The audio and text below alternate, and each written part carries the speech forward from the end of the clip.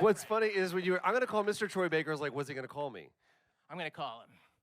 I just do want to point out, I was working out a little bit backstage. When you say that I've been nominated, wow, there's lights. Did I get it? Is the number No, too I just low? instinctively just want to go like this. Right? Or it's like I didn't do it. Wind machine, like it's yeah. Close Encounters, and the aliens are. I thank you to everyone who's over 40 who got that joke, and the people who are under 30 who have no idea what I'm talking about. Watch a movie. It's your Steven Spielberg film. It's wonderful. When you say that I've been nominated for 5 BAFTAs, that is It's more, right? No, it's 5. Okay. That does technically make me the biggest loser, because if you didn't enter the race, then you didn't lose. But if you entered the race and you lost every time, well, I mean, just pointing. Does this make you the Susan Lucci of voice? It makes Well, I like to think of it more as the Leonardo DiCaprio. It's like my time will come for what I really don't deserve it for. But boy, these are middling jokes, you guys. Yeah, we're just getting warmed up, so bear with us. Start like cold starting a chainsaw right now. We were last year at the BAFTAs. I was honored to not only present the award for, but actually give it to a friend of mine for his amazing game. Did you guys, did you guys? What did you guys play last year? I'm drawing a blank on the name, so this is me vamping. Her Story. Oh my God, not Her Story. The new one that she did. God dang it! I'm off to a fantastic Does anybody know start. what Troy is talking about? Who wants to read the mind of Troy Baker? Doesn't matter. So anyway, Dangerous. I walk out and right before they were like, I just want to let you know this is what we're going to we're going to present the award. You've been nominated 5 times for a BAFTA. I was like, great. I said, can you add one thing? It's like making our next presenter the biggest loser. She goes, oh my God, I can't say that. I said, you absolutely can and you should. And she didn't. So I walked out and I had the BAFTA and I held on to it. And I was like, that's as long as they'll let me have one of these things. And somebody goes, oh, I was like, you can vote for me. It's like, if you're that affected by my loss. Anyway, so that's what I was going to say. It's going to hit me at 3 o'clock in the morning. I'm going to set up, why I can't think of it, Sam. Doesn't matter. How are you? I'm great, I haven't seen you in a long time, dude. I know, it's been a while. Troy and I worked together on Dota, Dragon's Blood, and he was quite fantastic. That's where you whoop, by the way. Yeah, you're supposed to go whoop. There you go. But I have to tell you, I'm going to confess something to you. Maybe I've confessed this to you before. What? You have no idea who I am? Yeah, who are you anyway? Who? I have to tell you, I resisted your casting. You're not alone. No, seriously. We'll get into that for a second, but please continue. No, I resisted your casting. Cool. Because I didn't know you yet. Yeah. And because at the time you had a certain, I think now undeserved reputation, but you had a certain reputation. What was the reputation? The reputation was that you were difficult, right? And I thought, you know what? There is no vacancy in the House of Buggin'. So why do we need to do that? And ultimately, you got the role. I mean, you wouldn't have gotten it unless you were amazing in the audition, which you were. I mean, because look, you're okay at this acting crap. You're fine, honestly. I really want to do comedy. Yeah, he does. And someday you'll say something funny. It'll be great. No, I didn't want you because of that. And you turned into, I think, the happiest surprise of that entire experience. You've never confessed this to me. Thank you. I've never confessed this to you. No, You drank a lot of bourbon together too. I'm really surprised. I know. How did I keep this secret inside? No, I have to say, I had some trepidation, and then, my man, you showed up on that very first day, and you were so prepared. You were so ready, and you found things in the script that I didn't even realize were there. Cool. And you just tossed them out. And the entire time we worked together, I'd say, look, I've worked with a lot of actors in a lot of different mediums. I've worked in live action TV and features and all that other stuff.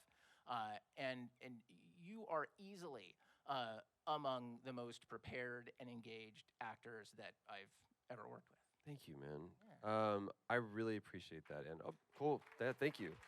How many actors do we have in the room right now? Okay, 1, 2. There's got to be more than that. 3 Professional people? liars, anyone? Yeah, but just like, here's something I will tell you.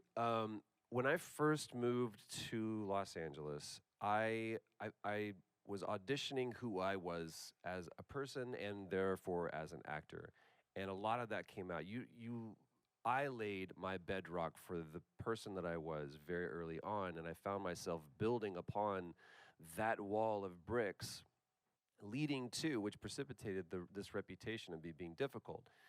And there's a lot of people out there, maybe some people here in the room, that are just like, God, give roles to somebody else besides Troy Baker. You were not alone.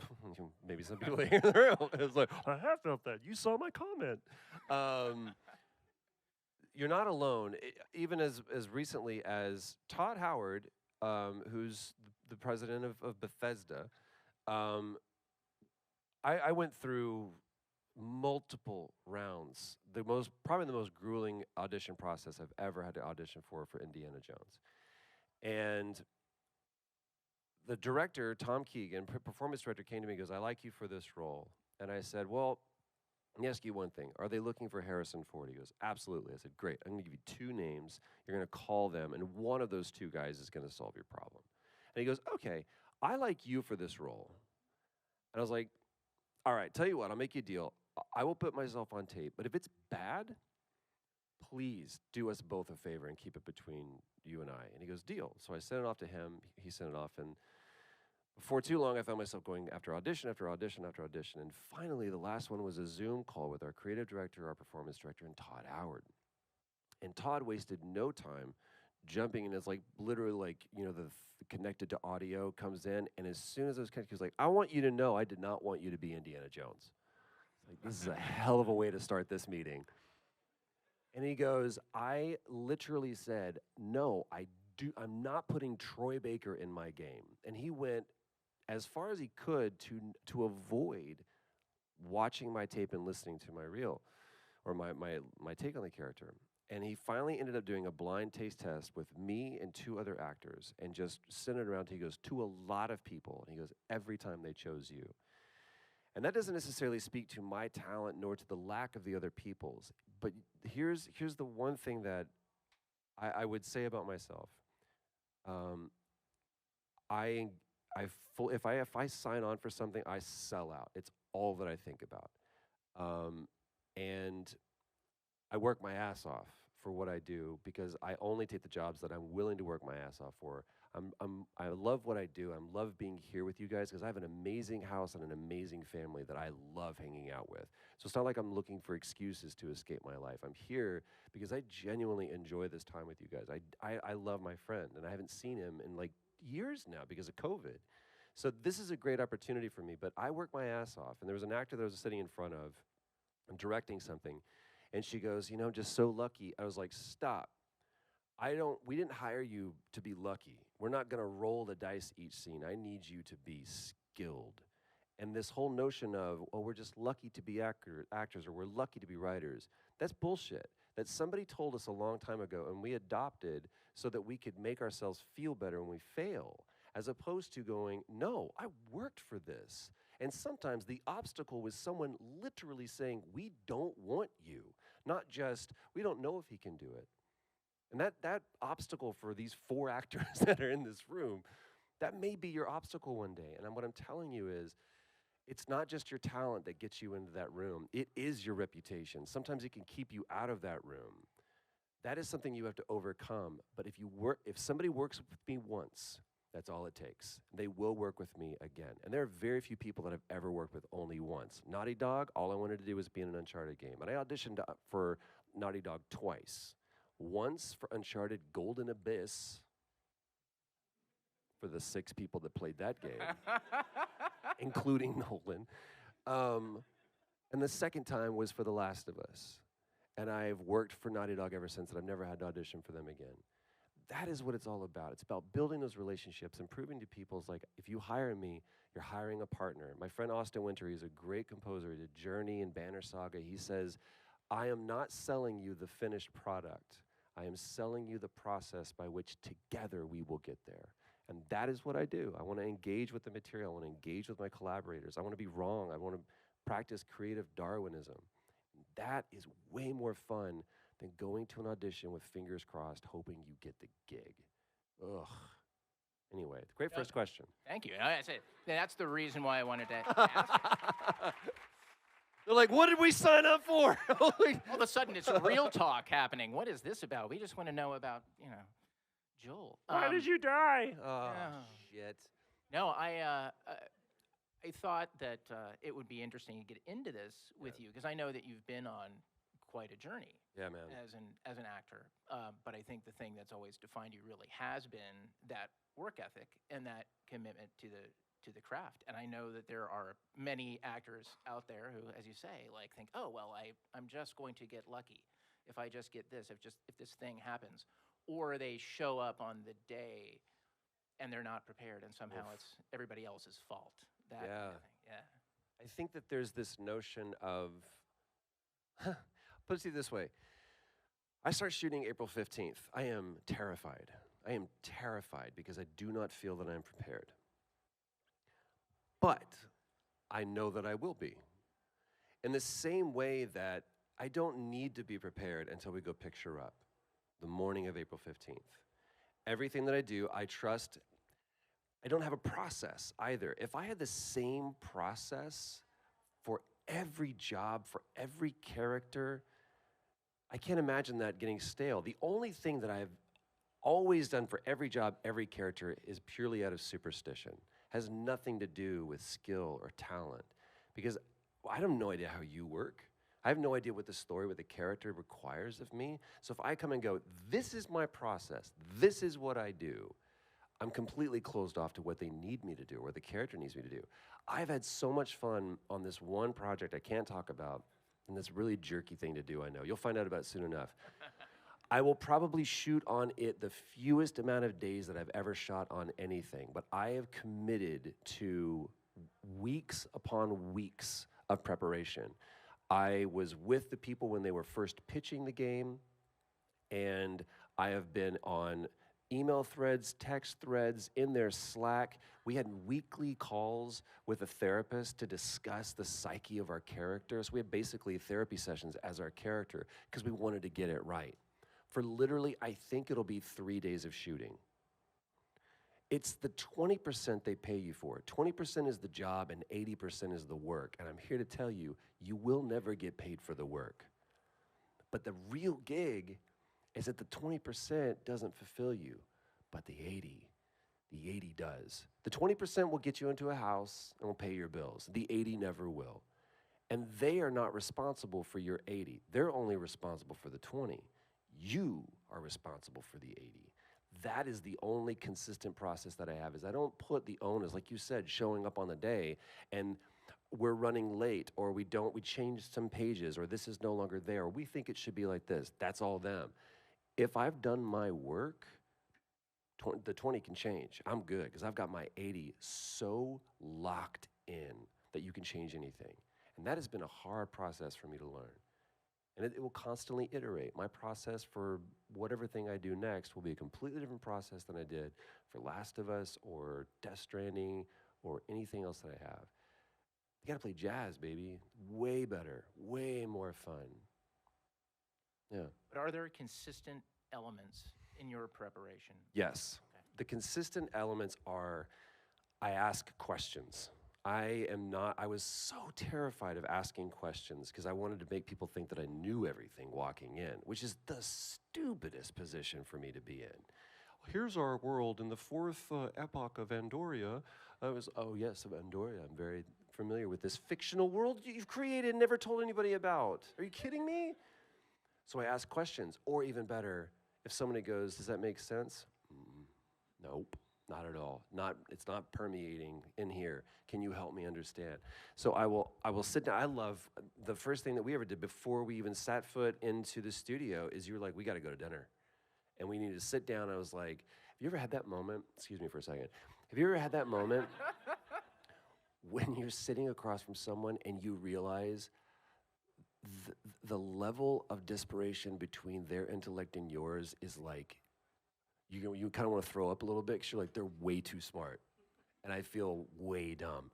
That was our first meeting. We're at public school. We're at public school 818, and we have just dinner, and he's talking to me. I'm like, this dude's really smart. And I typically have, if I have any kind of sandpaper-esque quality with someone else on set or in the booth, it's gonna be a writer. Because typically we're coming in a little bristled already because that person has diligently poured themselves onto the page, and I am with cavalier, reckless abandon, just trying to throw my whatever at it. And that's really, really hard to do. So I was always kind of like, how's this writer going to be? And then it's like, he doesn't give a shit because he knows what his 80 is. You know what I mean? And I know what my 80 is, and I was like, oh, well, now we can get together and look at the 20 from two different perspectives and find the real substance to that. But so my consistent thing is I want to ask questions. And then I want to ask, are there any reference points that I should be looking at? Let's look at this painting from the same way. And I read so much. I will watch things. I will listen to things. One of the things that I do, I love doing, is going through a script, and I resist the urge to make notes the first time. I don't say it out loud. If I find myself going, I probably should say it this way, stop. That's not there yet. I just read the script. No, just go down. And then I go back, and then I go, boom, what is this moment really about? What are they really talking about? Oh, he turns on the car. Why does he do it then? And it's not even the dialogue. The dialogue, one of my favorite, can I tell a story? It's funny, okay. Sorry, it's yours. I'm getting onto a plane. My ADD peeps are like, what's up? One of us. I'm getting onto a plane to London, and they do this weird thing. They were like, we're ready to board you now. Just kidding. And they keep us right at the front. And I'm right next to Mickey Rourke. And I go, do I do it? Do I do it? Hey, Mickey, I gotta tell you. So I'm just like, he just looks at me like, like he's lived in a cave for the last 20 years. And he's like, the moon is on fire. No, that's the sun. So he goes, I said, man, I gotta tell you, you gave me one of my best pieces of advice about acting ever, and you don't even know it. He goes, like he had subtitles. It was the coolest probably thing. Less than that. Probably. And I said, my girlfriend was one of the PAs on this Tony Scott movie called Domino. And they shot in Vegas, and the roof of the Rio Suites was the penthouse, and that was his room. And they changed pages the night before, and so she was rushing up to Mickey's room to give him hot pages for those scenes of that day. And she was like breathing, and I can't believe I'm gonna tell Mickey Rourke that we just changed the pages on him. And she knocks on his door, and he rolls open the door, and he's just standing there in a bathrobe, thankfully. And she goes, Mickey, I'm so sorry, but they changed the pages. I just want to let you know this is for today's scenes. And he grabs the pages from her, and he closes the door. And as it closes, he just offhandedly says, dialogue is the last thing that I worry about, because if I understand the core character and it's written well, the words should just fall out of my lips. Mickey Rourke, ladies and gentlemen. And so Mickey goes, I'm standing there and I tell him all this, and he goes, I said that. And I said, yeah, Mick, you did. And he goes, cue cards help. I was like, you just plus the story.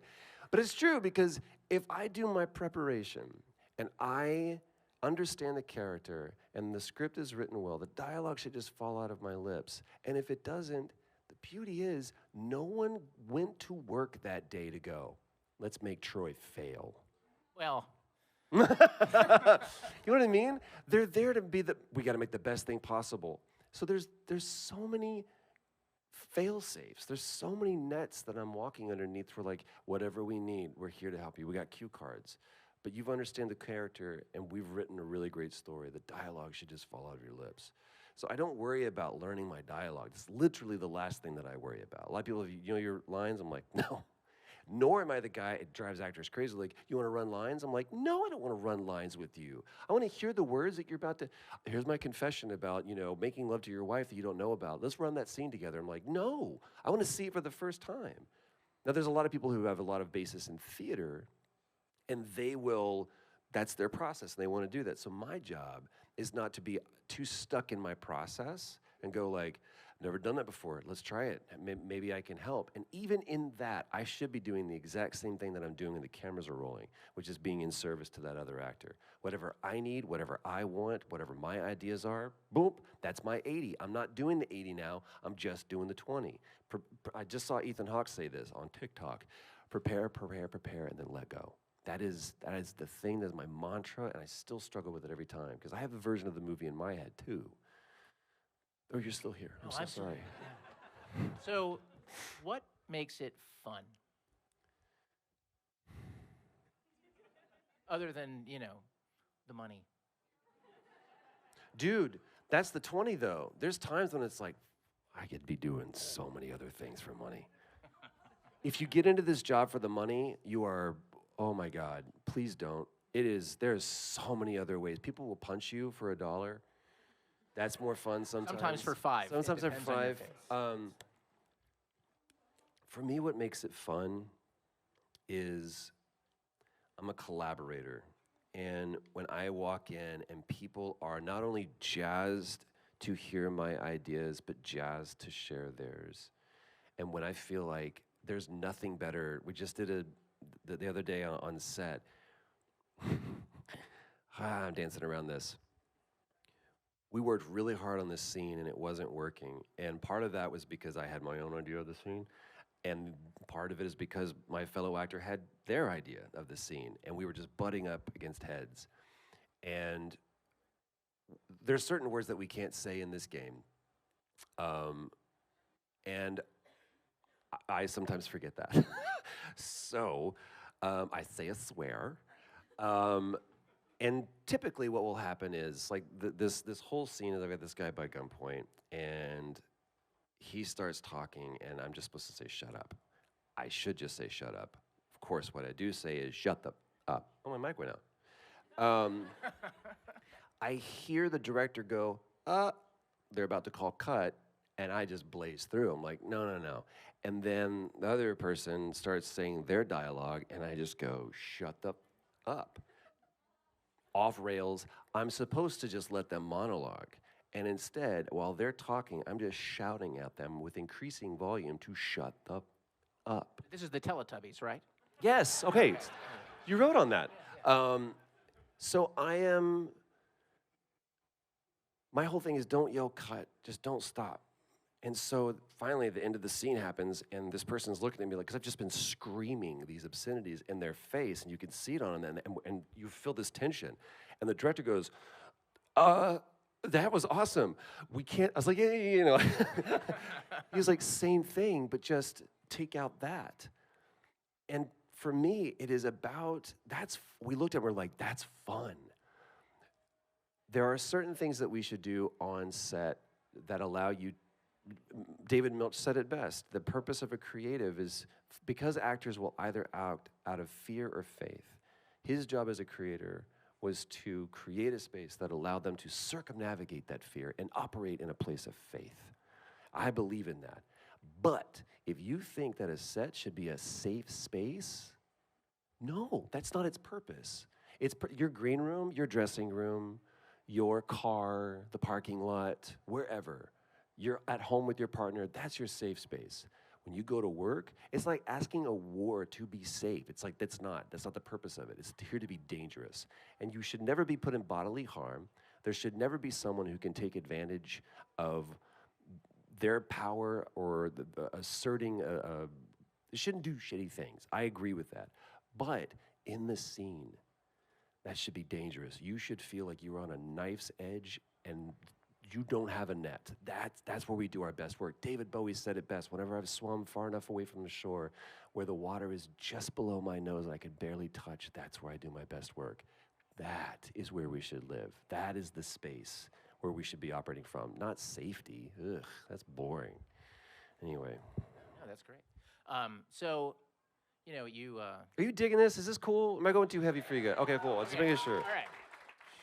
All right. So I want to make sure that I ask you some questions that were submitted by some mutual friends and fellow actors. I'm going to start with I got this on my phone. I'm going to start with one from the great. Well, he's okay. Yuri Lowenthal. Aha. He did want me to ask you about your Steve Zahn story on Comanche Moon, but he has a question I'd rather ask first. Okay. Are you ready? Yes. It says, you're known for your roles in video games and animation. Have you ever done any real acting? No, this fake stuff is working out pretty cool so far. It's funny because people always, if you guys come up to me this weekend, it's like, I want to be a voice actor. I'm like, that's great. And I hear you. I just really want to challenge you to, here's what I realized for me. I'm not an actor. I'm not a voice actor. I'm not a video game actor. I'm not a musician. I'm a storyteller, and that liberates me to be able to, this is me doing just as much as if we suited up or rhymed and ready and on a mocap volume stage or inside of a booth or in front of a film camera. This is the same thing. I am trying to tell you something about my experience that somehow finds a harmonic resonance with yours and makes you go, I felt that way, or I believe that, or I'm gonna try that, or that's interesting, or I don't believe that. Just something that resonates with you. There's no different. There's nothing different than what I do in a volume or in a booth or on a set than what I'm doing right here. Same thing. And I struggled for a long time. That was a Last of Us joke. Anyway, 6 people that played that game.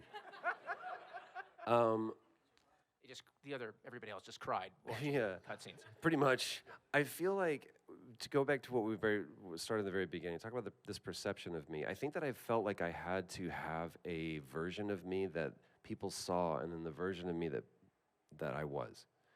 And I think a lot of that was because I didn't like who I was. And a lot of that is changed because a friend of mine told me last weekend, he was like, your character shows, if for nothing else, than the person you chose to be your wife. And that's very true. The fact that not only I chose her, but she said yes, he goes, that alone is kind of like, all right, I'll co-sign this relationship. But then my son, like, I look at him and I go, okay, I am capable of greatness. I am capable of goodness. I am capable of something pure in this world, of producing that. And I believe in just, I want you to see me, and if I'm trying to put up a false front, there's a difference between authenticity and accessibility. And you and I feel like you and I know each other, and like, you know where I live. I'm showing you who I really am right now. You don't know my address, and that's okay. That's the difference between authenticity and access. You don't need to know where I live, but you do want to see who I really am, and this is it. So how did we get on that? Oh, I asked if you'd ever done any this real acting stuff. So I'm not a voice actor, I'm not a video game actor, I'm not a musician, I'm not a director, I'm just a storyteller, and that's enough. That's all that it has to be. So there's been opportunities that have come down the pike where I get to be on camera. Like, I got to do that episode of The Last of Us. That was so much fun. There's other film opportunities and TV opportunities that are coming my way this year. So I don't care. If someone goes, if tomorrow we don't want Troy Baker in our game trend continues, and I'm done, hell of a run. This industry owes me nothing. If I no longer get to do it, it does not owe me anything, and I refuse to beat my head up against the wall or kick my feet up against the pricks to say, you owe me something. It doesn't. Now I get to go do this somewhere else. My life is a garden. Right now, tomatoes are growing like a bomb. But one day the earth is gonna look at me and go, no more tomatoes. And I go, okay, how about squash? And then I get to do that, and it's my responsibility. I can't punch the earth and go, give me tomatoes. That's not what its purpose is. Its purpose is to yield what it is capable of yielding, and then when it's done, it's done. And that's why it's beautiful. It's because it's ephemeral in nature. It's not supposed to be forever. Just like we're not supposed to be eternal beings. We would go fucking nuts if we were that. We're supposed to live for a little while, make a difference, be kind, and end our life. That's it. That's the bell curve of humanity. It's not supposed to go on and on and on and forever. And that's what makes a beautiful story, is in the midst of that, between this date and this date is a little dash. You know what I'm talking about? And that dash in between is everyone that you've met, loved, hated, punched, kissed, danced with, talked to. That's the roller coasters you've been on, the birthday candles you've blown out. All of it is in that little dash in between. And that's sufficient. That's all that it has to be. Fuck. That's great. That's a lot. All right, so that was Yuri's question. That was Yuri. All right. So the following questions, and she's got a few of them. Who? Comes from the lovely and talented Alex Wilton Regan. Oh, man. Okay. She says, as first, on a scale from 1 to 10, how much did you enjoy working with Alex Wilton Regan as Celamene? It's off the charts. She's ridiculously talented. Beyond just her voice, but her as a person. I really feel like you have to keep in mind that we started this whole thing. We're like, this is going to be awesome. What's COVID? And then it just completely changed everything. And we were supposed to do everything together, and then we had to do everything separate. But what an amazing, like, being able to sit down at that dinner and realize, like, man, these are the people that we're going to be diving into this with. She's ridiculously talented, and especially our relationship was important throughout that entire show. Yeah, 12. I'm trying to keep my answers short. Okay, no, that's good, because her questions are short. Okay, here's her next question. Blue. Yes. Okay. Although wrong. Yes. Who's a better guitarist, you or Keith Richards? Boy, that's tough. Clearly me. Yeah. No. Keith Richards, because he can do it, and he's been dead for 15 years. That's impressive. But he's still walking around. Weekend at Bernie's, they're just...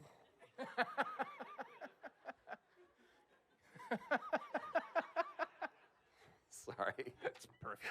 Keith Richards just somewhere went, ow. I don't know why. What have I ever done to you? Okay. Okay, the me in this apparently refers to me. Okay. Who's a better writer, me or Homer? Not like from The Simpsons. No! In English, you. Oh, okay. Yeah. Yeah. Homer wasn't great at English. It's No, weird. sucked in English. Never mastered it. What a great pull, too, by the way. Not going to be anybody else's, like Stephen King. It's Homer. Walt Whitman, anybody is like Homer. It's like, Homer. All right. That's it. That's all she's got. Okay. That's all she's got. I probably should have Woof. ended with the whole real acting thing, but I do want to ask you. I feel like I peaked on that one. I want to ask you about the Steve Zahn thing. Okay.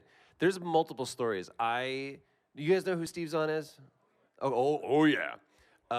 It sucks because I was in Lexington, Kentucky. No, did you say no? Okay. Steve Zahn, breakout role was in That Thing You Do, but I mean, he was in The Getaway, and then I loved him in some stuff like Happy Texas. He's incredible in that, but most recently, he was in the first season of White Lotus. He played the dad who thought he had cancer.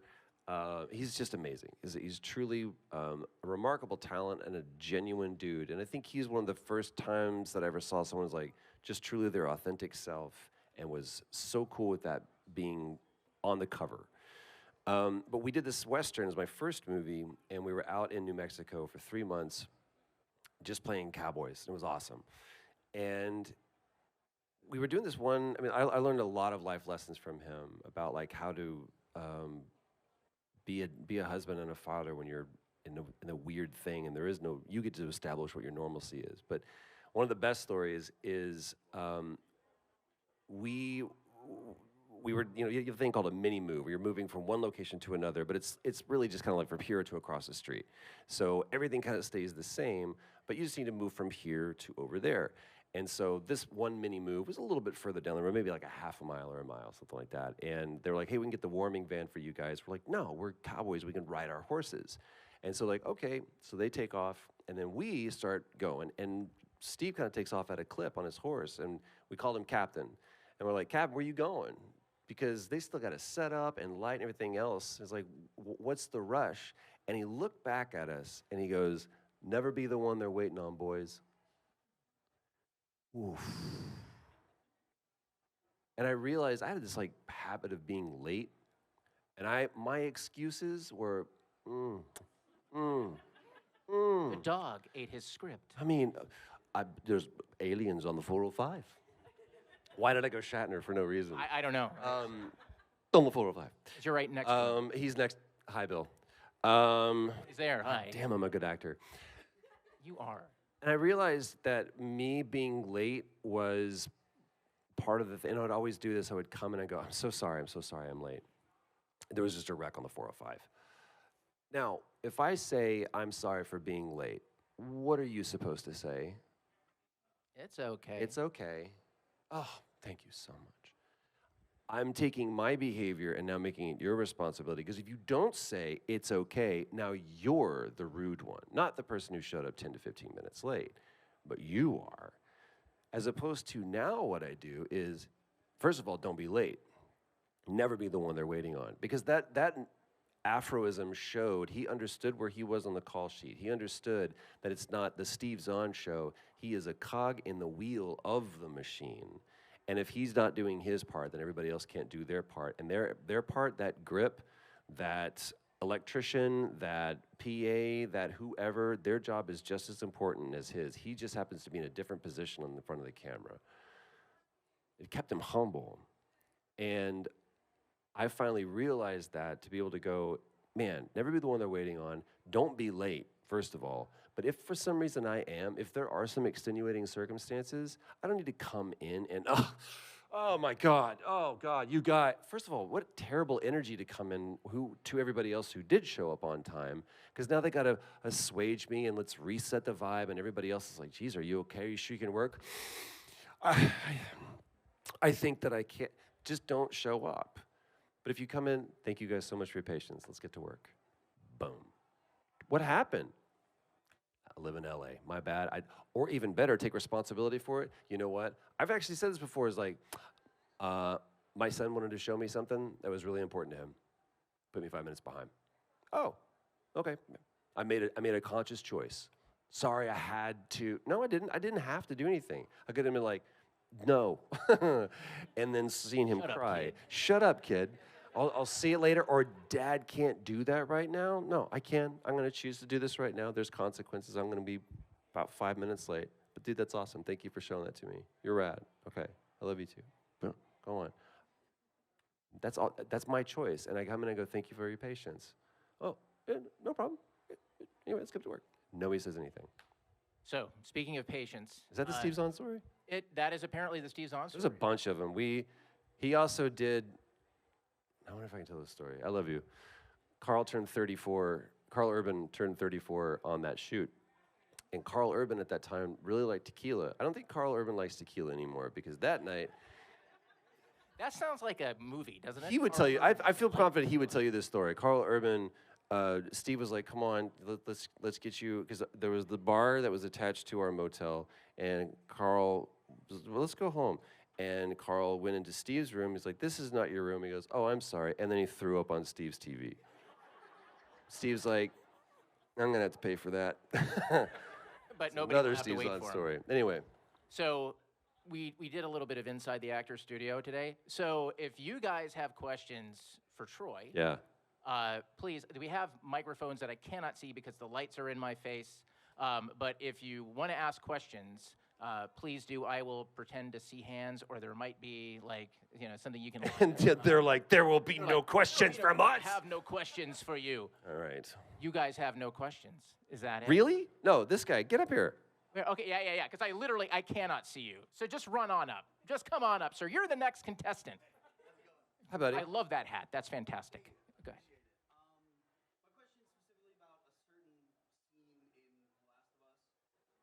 I'm assuming part 2.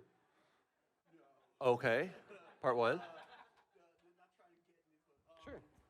When you, specifically the scene where Joel is talking to Ellie in the room, they're arguing when she's about to mention Sarah, and she's like, I've watched that behind the scenes. Yeah. You and Ashley doing it so many times. It's just such an impactful scene. I wanted to kind of know, like, doing that and then seeing it done by, Pedro Pascal. Oh, man. Not what was more impactful, but like, what are the differences of emotions acting that and then watching it? The emotions, you would have to ask Pedro and Bella. Like, what? Here's the beauty. If anyone tells you, here's what you're thinking, here's what you're feeling, okay, you can take that if you want to, or dismiss it, because it doesn't matter whatever you're thinking, whatever you're feeling. A perfect example is, I hope he'll be fine with me telling the story. Tim Miller tells this story about Ryan Reynolds when they were doing Deadpool, there's a scene at the bar, and Tim was like, I didn't get this shot. I don't have the moment where Wade is contemplating this choice. And he was like, do I do it as a reshoot? How do I get this in? Because he's editing the movie at this point. And his editor comes to me and he goes, can I show you something? Here's your cut, but here's my cut. And he has this scene where Ryan's just sitting there and he's doing this. And he was like, oh my, that's perfect. That's exactly what I need. What is that? He goes like, it was just in between setups. Someone happened to be rolling and we got Ryan and he's just going over his lines. So whatever you're thinking doesn't matter. Whatever you're feeling doesn't matter. What does the camera see? God, you sound like my mom. What you're feeling doesn't matter. Go to your room. So, like what, and this scene specifically speaks to that because what Ashley was feeling was frustration because the scene was working. It was okay. It was milquetoast. But it wasn't it, and we weren't dropped in. And the reason why we weren't dropped in is because if you go back and watch this behind the scenes, I am looking all over the place. I'm looking at the room, and I'm not looking at her because I don't want to, my choice is to not engage with her. And that pissed her off. So what does she do? Ashley, as Ellie, says a line, everyone that I've ever cared about has left me. Everyone fucking except for you. That's not in the script at all. The shove is not in there, and the F-bomb's not in there. And what Craig Mazin points out, he goes like, I love that she put the fucking in the wrong place. Everyone except for fucking you. Everyone fucking except for you. And you see me get shaken. It's like, oh my God, now the scene comes to life. That's that version. So good that it has to become scripted because everyone knows it. But what I love is that Pedro goes, I don't feel comfortable saying you're treading on some mighty thin ice. He goes, that's not what I would say. Craig goes, I don't care. Go for it. Do whatever you want to do. So what does he do? He goes, don't say another word. You get the same impact. And for people that have played the game in German or French or Spanish, Japanese, the syntax is completely different. But the intention is all that matters. What is your intention? So that's why I love the show. The show is amazing for its differences and its similarities because the intention is the same thing as we did in the game. It is all about, it's got everything to do with that little girl. It's about him and it's about her, and that's it. Thank you, sir. Thank you, dude. So we've got quite a line and very little time, so there's going to be speed round. Okay, cool. Go. What was your process like for Pagan Men? Have fun and not give a fuck. It's literally it. Whatever I could get away with until they said you can't do that, I was going to do it. Literally. It was so much fun. And I've literally taken that process and in some way inserted it into everything I'm going to do. If I feel I'm going to go for it. So much so that even that thing I was talking about while I was saying, shut the fuck up, just do that. Until someone goes, hey, don't do that. Then it's my responsibility to not do that. But until then, I'm going for it. You better be going for it with me. Cool. Thank you. Yes, sir. Yeah. Did you ever expect that to blow up like it did? No! Are you kidding me? It's like, this will be funny. Yeah, I'll probably put it up on YouTube and see what happens. Oops. Now Jeff Keighley wants to do a full musical about it. But it is a credit to, first of all, it's one of my favorite moments of filming. Merle Dandridge is, to this day, she just melts me into a puddle. She's so incredibly and viciously talented. If you look, actually, my wife was a stand-in for Ashley that day because Ashley couldn't be there. So when you see her on the table shaking because she's trying not to laugh, that's my wife. It's so cool. That's why I could pick her up and carry her off and not be like, is it okay if I'm carrying you? It's my wife. Whatever. That sounded horribly misogynistic. Go ahead. Make me some pie. Hi, what is your experience with mentorship and how do you go about cultivating some of those relationships? Are you the voice of Hulu? I'm just playing. He's got a great voice. He does have a great voice. Mentorship is everything to me. If I find myself that I'm the smartest, if I'm the best person in the room, I'm in the wrong room. I want to find all the people that their walk is my run. I have Neil Druckmann is a mentor of mine. David Fincher is a mentor of mine. You have opportunities with anybody who you value their work. If you come to them, I've learned from him, and that's saying a lot. mentorship is everything, and realizing that someday, in some way, whether I'm aware of it or not, I will be a mentor to someone else that's a responsibility. So I want to make sure that I don't lead anybody the wrong path. But for me, it is about finding someone in any level that you look at what they do and they go, I like the cut of your jib, I like your vibe. Can you show me what you've learned? And if anybody tells you how you should do something, that's not a good mentor. It's how they've done something, and that either resonates with you or it doesn't. Dig, man. Good luck. I got time for one more. What you got? Sorry, guys. What's the best thing about Persona 4 and being Kanji Tatsumi? This moment right here, right now.